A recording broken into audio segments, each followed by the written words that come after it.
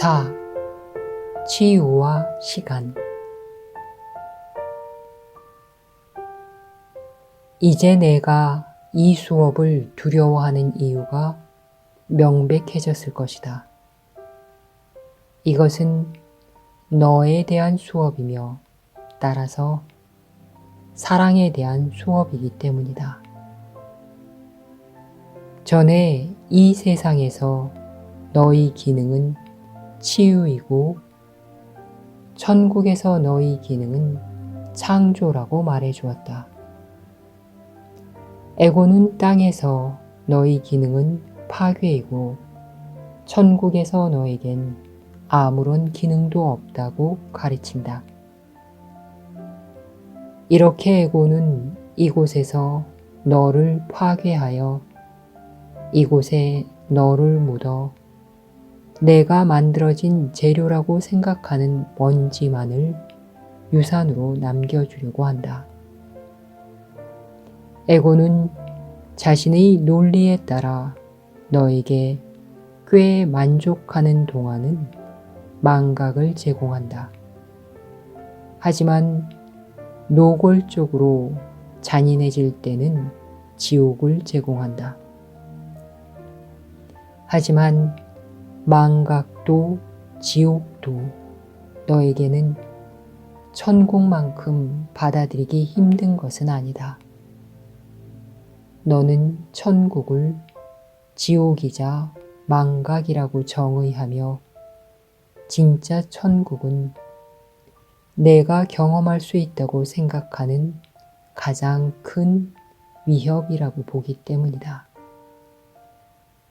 지옥과 망각은 내가 지어낸 아이디어들로서 너는 그것들의 실제를 입증하여 너의 실제를 확립하는데 열중하고 있다. 너는 그것들의 실제에 의문이 제기되면 너의 실제에 의문이 제기된다고 믿는다. 너는 공격이 너의 실제이며 내가 파괴되는 것은 내가 옳았다는 최종적인 증거라고 믿기 때문이다. 이런 상황에서 내가 틀렸다는 사실은 내버려 두더라도 그동안 내가 틀린 것이 더 바람직하지 않겠는가? 죽음이 과거에 삶이 있었음을 암시한다고 주장할 수는 있겠지만 지금 삶이 있음을 증명한다고 주장할 자는 아무도 없을 것이다. 심지어 죽음이 나타내 보여줄 수도 있는 과거의 삶은 그것이 반드시 죽음을 맞이해야 하고 그것이 과거에 있었음을 증명하기 위해 죽음이 필요하다면 그저 헛된 것이었으리라. 너는 천국에 대해서는 의문을 제기하면서도 죽음에 대해서는 그러지 않는다. 의문을 제기한다면 너는 치유하고 치유될 수 있을 것이다. 비록 내가 천국을 모를지라도 천국이 죽음보다는 더 바람직하지 않겠는가?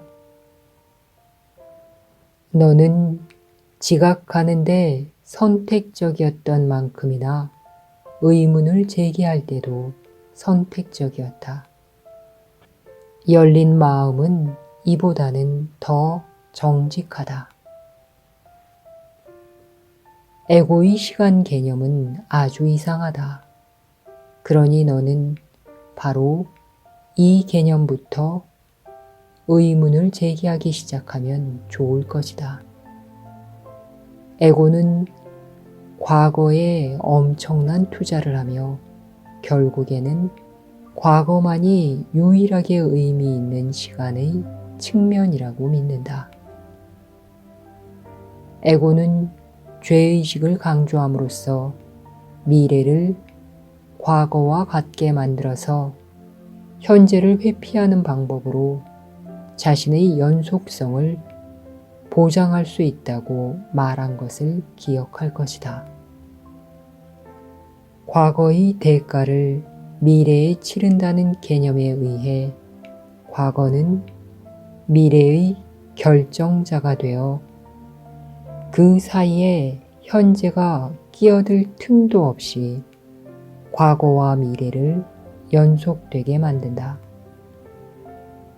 에고는 현재를 오로지 미래로 이동하는 짧은 과도기로만 사용하며 그 과도기에 현재를 과거의 맥락에서 해석함으로써 과거를 미래로 가져가기 때문이다.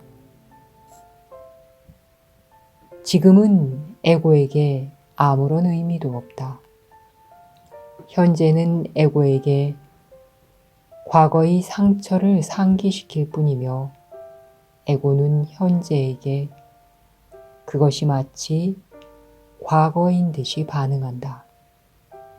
에고는 내가 과거로부터 해방되는 것을 용납할 수 없으며 이미 지나가 버린 과거가 마치 현재에 있는 듯이 반응하여 과거의 이미지를 보존하려고 한다. 따라서 에고는 내가 지금 만나는 사람들에게 과거의 기준점에서 반응하도록 지시하여 그들의 현재 실제를 가린다. 만약 내가 에고의 지시를 따른다면 형제들에게 그들이 마치 다른 어떤 사람인 듯이 반응할 것이며 이것은 분명 그들을 있는 그대로 지각하지 못하도록 방해할 것이다. 그리고 너는 너의 과거를 현재에 실제하도록 만들므로써 너 자신이 과거를 보내버리지 못하도록 막고 있는 것이므로 너 자신의 과거에 근거해서 형제들로부터 메시지를 받을 것이다. 그럼으로써 너는 모든 형제들이 너에게 지금 제공하는 해방의 메시지를 물리친다. 과거에서 오는 그림자 등장인물들이야말로 내가 반드시 벗어나야 하는 것이다. 그것들은 실제가 아니며 내가 데려오지 않는 한 너를 지배할 힘이 없다. 그것들은 너의 마음에서 아픈 상처를 기억하고 있다가 더 이상 존재하지도 않는 과거에 대한 복수로 현재의 공격을 감행하라고 지시한다. 이런 결정은 미래의 고통을 야기하는 결정이다. 과거의 고통이 망상임을 배우지 않는 한 너는 환상들로 가득 찬 미래를 선택하여 현재에 찾을 수 있는 수많은 해방의 기회를 잃는 것이다. 에고는 너의 악몽을 보존하고 내가 깨어나서 악몽이 가버렸음을 이해하지 못하도록 막으려고 한다. 거룩한 만남을 그저 너 자신의 과거와 만나는 것으로만 지각한다면 내가 과연 그것을 알아보겠는가? 그럴 경우 너는 그 누구도 만나지 못하며 그 만남을 거룩하게 만들어주는 구원의 공유를 보지 못하게 되기 때문이다. 성령은 다음과 같이 가르친다. 너는 항상 너 자신을 만나며 그 만남이 거룩한 이유는 내가 거룩하기 때문이다. 에고는 다음과 같이 가르친다. 너는 항상 너의 과거를 만나며 너의 꿈이 과거에 거룩하지 않았기에 미래도 거룩할 수 없으며 현재는 의미가 없다. 성령이 시간을 에고와 정반대로 지각한다는 것은 분명하다. 그 이유도 마찬가지로 명백하다.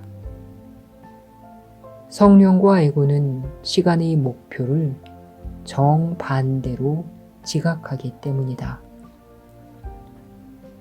성령은 시간의 필요성을 불필요하게 만드는 것이 시간의 목적이라고 해석한다.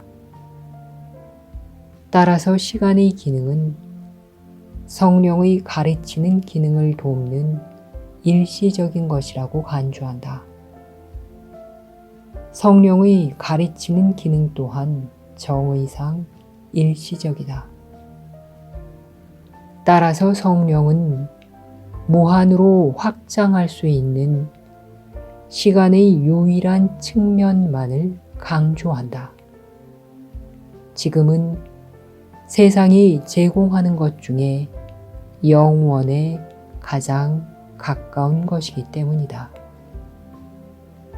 과거도 미래도 없는 지금의 실제 안에서 영원에 대한 이해가 시작된다.